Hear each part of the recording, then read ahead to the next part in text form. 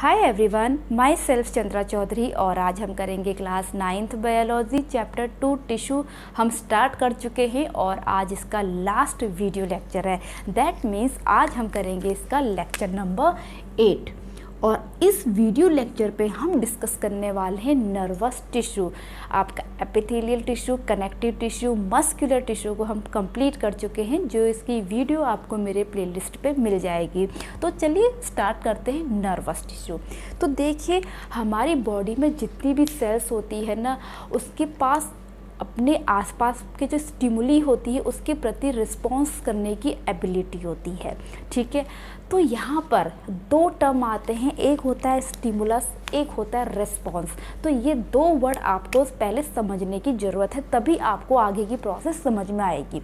तो मैंने क्या बोला कि all cells have the ability to response stimuli. ठीक है, तो स्टिमुली आपका एक वर्ड आया, स्टिमुली, ये स्टिमुलाई भी हम इसको कह सकते हैं। ठीक है, और दूसरा है आपका रिस्पॉन्स।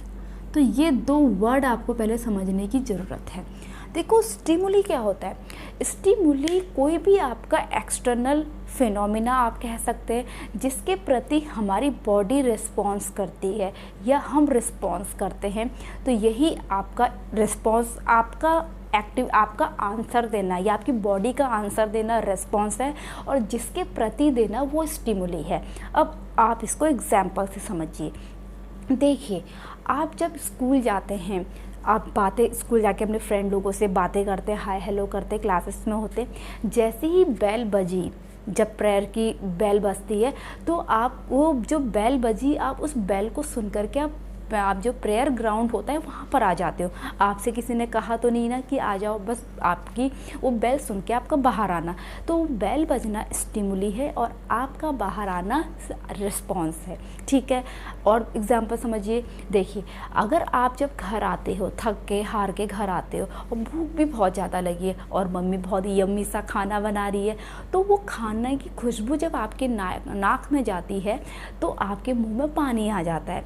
तो वो खुशबू क्या है? स्टिमुलस है, और आपके मुंह में पानी आना क्या है? रिस्पॉन्स है। तो आई होप आपको मेरी बात समझ में आ रही होगी।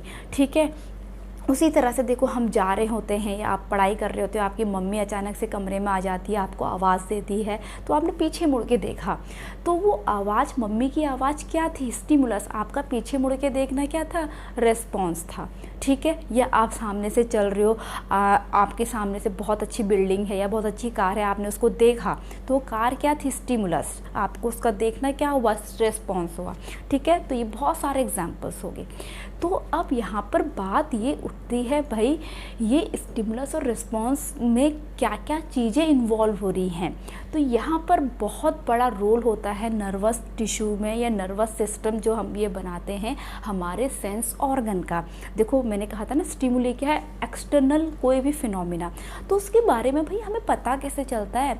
ऑब्वियसली जो हमारे सेंस ऑर्गन है, कोई भी चीज़ कितनी सुंदर बनी हुई है या कैसी बेकार है, हमारी आँखों से पता चलता है। कोई साउंड बहुत प्लेजेंट है या शोर हो रहा है, हमारे कानों से पता चलता है। कोई स्मेल कितनी प्लेजेंट है या अनप्लेजेंट है, हमारी नोज़ से पता चलता है।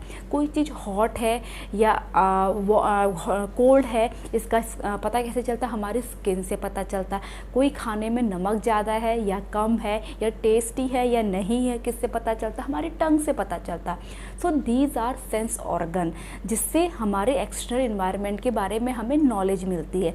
अगर एक भी सेंस ऑर्गन काम करना बंद कर दे, तो जैसे आंखें किसी की रोशनी चली जाए तो वो दुनिया कैसी है नहीं देख सकता।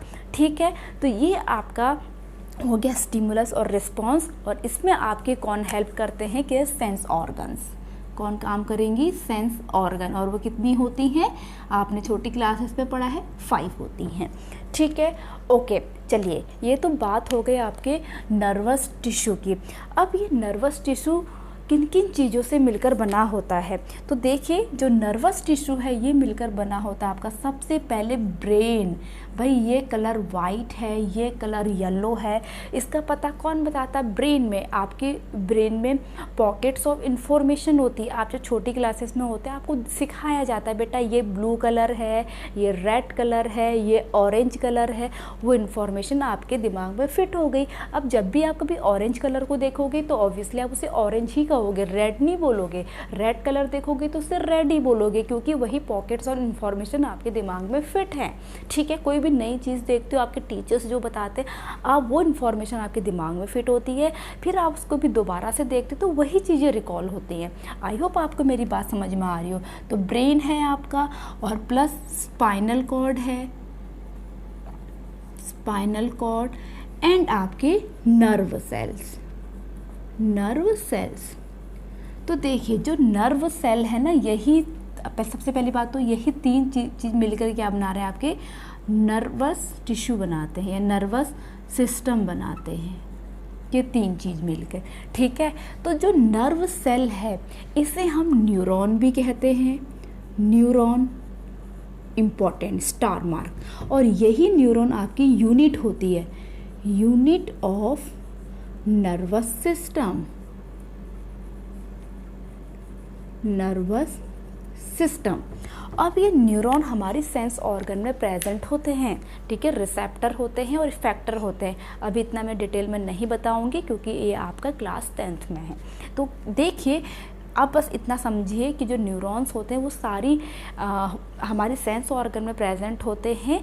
अब आपके जो बॉडी के सेंस ऑर्गन है, पहले वो जो इन्फॉर्मेशन है, सपोज़ मैंने कोई एक ग्लास ऑफ वाटर है, गर्म पानी है, मैंने हाथ लगाया तो यहाँ से एक जो मेरे यहाँ पर जो नर्व सेल प्रेजेंट है उसने इन्फॉर्मेशन ली, फिर उसने इन्फॉर्मेशन कहाँ पहुँचाई? बैकबोन में क्या होती है? स्पाइनल कॉर्ड होती है।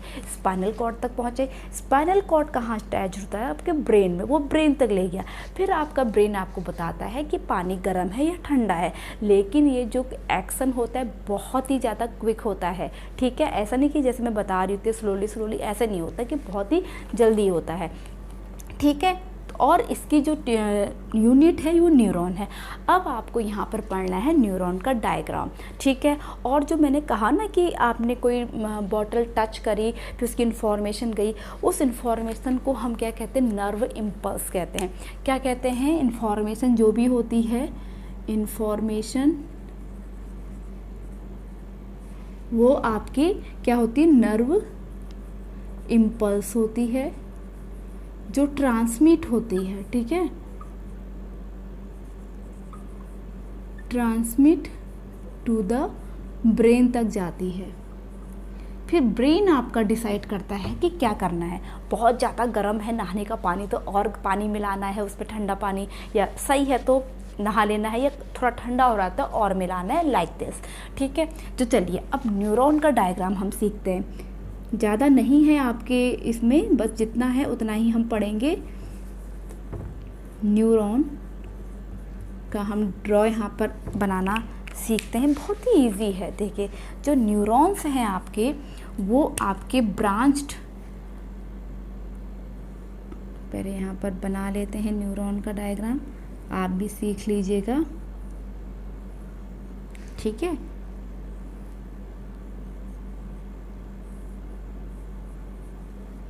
ऐसा तो नहीं होता है, खैर।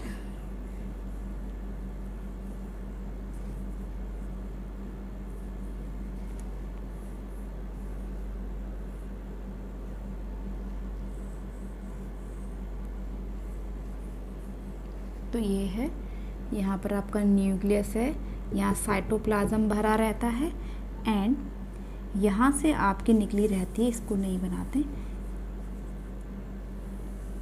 Like this. ठीक है, और यहाँ पर आपकी नर्व एंडिंग होती है, और यहाँ पर आपकी एक सीट होती है।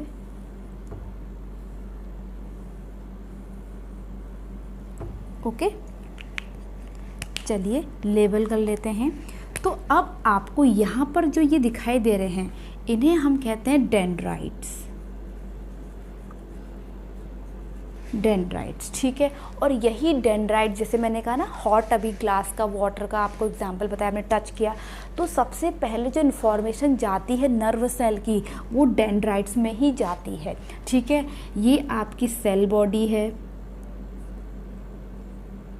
ठीक है। ये जो पार्ट है ये क्या है, सेल बॉडी। ये इसमें साइटोप्लाज्म है, एंड ये आपका न्यूक्लियस है, एंड ये वाला पार्ट आपका जो लॉन्गेस्ट पार्ट होता है इसे हम कहते हैं एक्सॉन, और ये वाला पार्ट आपका होता है नर्व एंडिंग, नर्व एंडिंग,